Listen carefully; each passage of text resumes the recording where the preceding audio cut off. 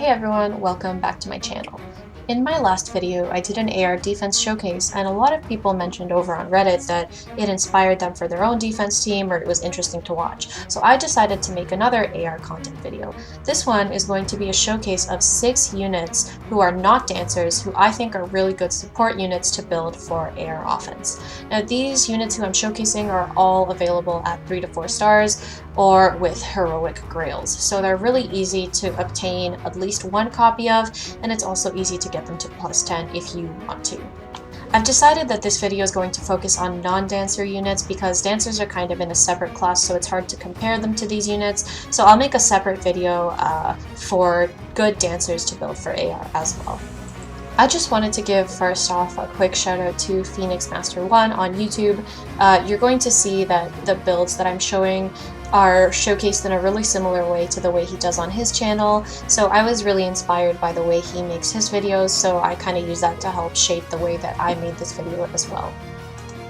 The first unit who I'm going to showcase is male Corrin, and this is the original version of him that is available at 3 to 4 stars.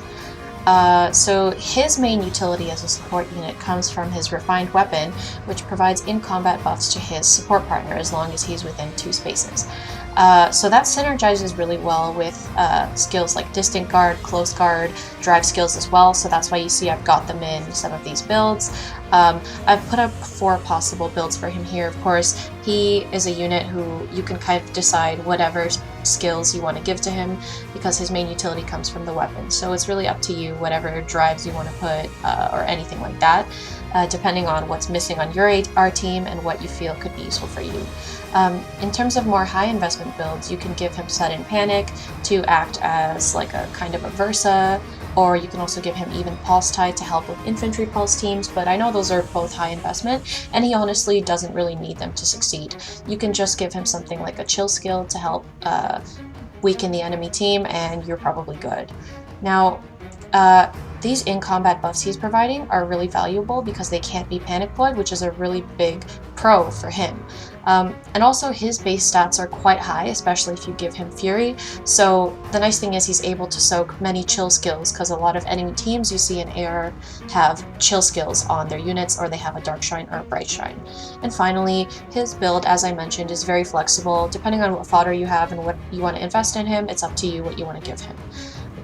In terms of cons, he is a melee sword unit, so he's not going to be able to snipe structures like a ranged unit's going to be able to do. And his in-combat buffs are actually cancelled by Bramamond's C slot when you're in combat against Bramamond. He isn't terribly common right now, but I believe as he's on more mythic banners, more people are going to start having him on their AR defense teams. And finally, one also kind of con is that he can only really be used to provide in-combat buffs to his support unit because his weapon only works with his support unit. So you can't really use him on multiple teams, which is kind of a con, but at the same time, like if you only have one main tank or something, he can be really helpful to support them. The next unit is Aversa. Her main utility as an AR support unit comes from her amazing weapon, Aversa's Knight. What this weapon does is it looks at all the enemy units who are adjacent to at least one other unit, and if their HP is at least 3 less than Aversa's, it's going to inflict -3 visible debuff on all their stats as well as panic status on those units. Now, a lot of AR defense matches bunch their units together, so you're definitely going to be able to get off her weapon in like 95% of AR defense matches that you play. Now, I've given her HP speed in both her A slot and her Seal slot to boost her naturally high HP, so along with 2 mythics, if you're running them on offense, she's going to reach 66 HP, so there's basically nobody on an AR defense team who you're going to see who has enough HP to not pass her HP check. Her build overall is pretty flexible. In her B slot, you can give her a Chill skill, which helps support more. In her C slot, I've given her Panic Deploy because I do occasionally run into teams that are using tactics, but the units are not bunched together, so she can help shut down, for example, a Blade Tome Nino who's getting tactics from people around her, even if no one's adjacent to her. Now, she also is a ranged flyer unit, which is really helpful. That helps her snipe structures and units if you ever need her to, and she's also pretty decent in combat, especially since she's a mage with decent attack. In terms of cons, she is a flyer and she does have a low defense stat, so even at plus 10 she only has 22 defense. So you're going to see a lot of archers in AR, which might make it harmful if they ever get to attack her.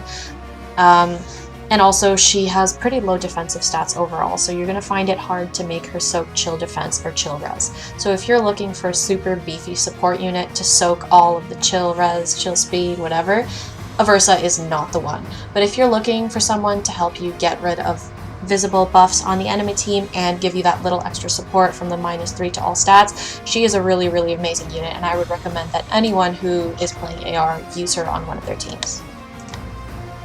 Next up is Iago. He is someone whose utility in AR is similar to Aversa.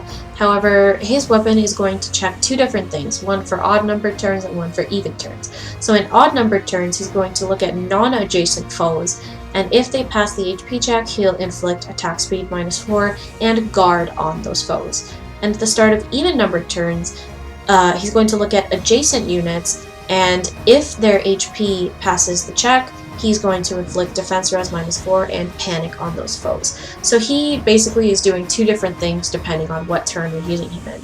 Now, as you can see, that can be kind of inconsistent because the effectiveness that you get out of his tome is going to depend on which team you're facing in AR.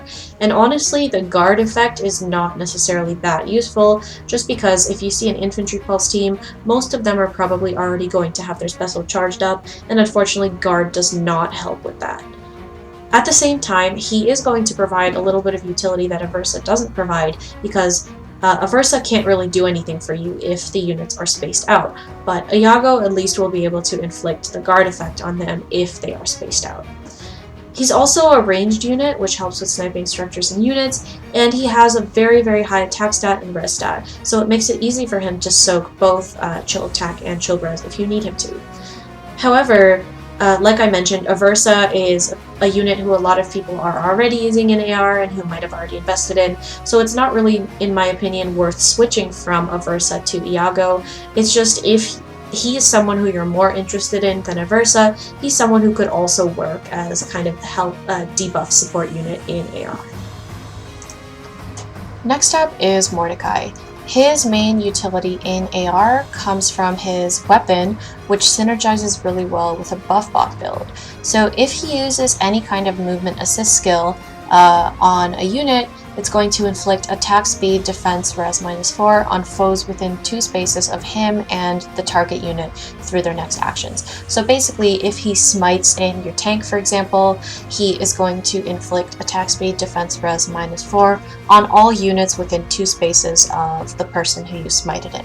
So that's pretty useful because along with a link skill, he's going to be both buffing your unit at the same time as also debuffing the enemy.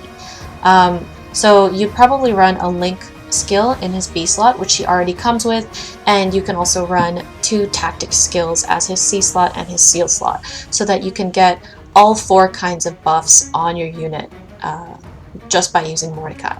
Now, I've given him Fury as his A slot. You can give him whatever you'd like. I just like that one because it increases both his attack and defense. Because he does have both high attack and defense stats, so you can make it really easy for him to soak chill attack and chill defense, which is nice. However, unfortunately, he is kind of useless in one-on-one combat in AR because he has low speed, so he's not going to be able to kill most units if you need him to. Also, because of his low res and speed, any mage who ends up attacking him will probably kill him, so you need to be really careful to keep him away from mages and from staffs like Veronica, because they will probably kill him super easily. And finally, another con of him is that if you really wanted to, you could just run a buff bot build on another unit, so it doesn't specifically have to be Mordecai.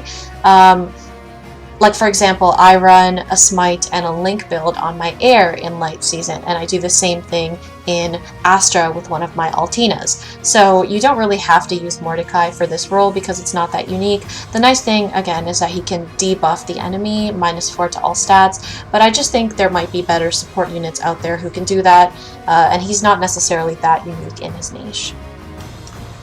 Next up is Virion. He is a unit who is kind of seen as a meme and not that good of a unit for the first few years of Fire Emblem Heroes, but then he got a weapon refine, which actually makes him a really good supportive unit for AR. So he's got Sudden Panic built into his weapon, as well as giving him basically a free +4 to all stats during combat, as long as his max HP is higher than the enemy's HP, which is pretty much always going to be true since he has high HP. So the nice thing about having Sudden Panic built into his weapon is that it frees up his B slot for other skills. Like for example, you can run a chill skill in his B slot, you can run even pulse tie if that's something that you have. I know it's really premium fodder, but it is a really good skill if you manage to get your hands on it because it helps shut down infantry pulse teams. So in his A slot, you can run some kind of HP skill, you can run Fury, it's really up to you. And same with his C slot, it's very flexible. I would suggest in the seal slot you should probably run some kind of HP skill because that helps raise his HP even more so that you can make sure he gets off Sudden Panic. But as you can see here in the main build, if you just run HP Defense 2 in his C slot, he's actually going to reach 67 HP if you're using 2 offensive mythic units, which is really useful. So he actually is very flexible to build as long as you have some kind of HP skill in either his A slot or his seal slot. You are probably fine, and the rest of the skills you can kind of decide what you want them to be based on what you have in your barracks in terms of fodder. He's also a ranged unit, as mentioned earlier with Aversa, and that's going to help him snipe structures and units if you need him to. And as I mentioned earlier, the +4 to all stats from his weapon actually makes him a pretty decent offensive unit when you put it into perspective. But unfortunately, he has pretty low base stats overall, so it's hard for him to soak chills. None of his stats in particular, aside from his HP, is exceptionally good. And finally, it's not necessarily clear whether he is a better unit than Aversa to run, and most people, or a lot of people, already had an Aversa built up, so it might be better to just use her instead of him, but I'll leave that up to you to decide. And finally, we have Fallen Takumi. So his main utility comes from his weapon, which is going to act like a mini Panic Manor / Bolt Tower. So at the start of turn 3, it's going to deal 10 damage to foes within 3 columns centered on Takumi, and it's also going to convert bonuses on those foes into penalties through their next action. So basically, he is going to give them Panic Ploy and also deal 10 damage. Now this is especially useful if you're also running a Bolt Tower on your offense team. So paired with a max leveled up Bolt Tower, you're going to be dealing 45 damage in turn 3, which can be really helpful, especially if the enemy team is not running a healing tower or if you're able to snipe their healing tower before then. He's also got really high stats all around the board, so it makes him a good candidate to soak whichever chills you need him to. So for example, you can invest more into his attack and speed to make him soak Bright Shrine, or you can also probably try investing into his defense and res to make him soak Dark Shrine as well. He's also very flexible to build overall, so I've just given him a chill skill in his B slot in this basic build, but as you can see in the other builds, if you have really good fodder, you can also give him to him if you like. So you can give him Sudden Panic, you can give him Sabotage Attack, or you could give him something like Even Pulse Tie, which helps shut down infantry pulse teams. And finally, another pro for him is that he's a ranged unit, which helps snipe the structures and units in AR, which is pretty helpful. In terms of cons, I would say the main con for him is that 10 damage is cancelled out pretty easily by a healing tower if you're not already running a Bolt Tower on your offense team. So, or if, for example, your Bolt Tower is destroyed by Duma if he's in the same column. So in that case, 10 damage dealt in turn 3 is not that useful. It's really only useful if you're able to pair it up with a Bolt Tower as well. And finally, he's kind of similar to Aversa in that way as well, that he's doing Panic, but he might not necessarily be as good because Aversa does that every turn, whereas Takumi has to wait until turn 3. So sometimes you don't want to have to wait until turn 3, sometimes you want to go in on turn 1, and Takumi doesn't really enable you to do that because his whole utility comes from his turn 3 weapon action. So yeah, that was the 6 units who I decided to showcase for this video. As I mentioned, most of the builds on these units you can kind of customize and decide what skills you want to run on them. So the builds I just showed up on the screen were just a few examples and things that you can use to maybe inspire your own builds.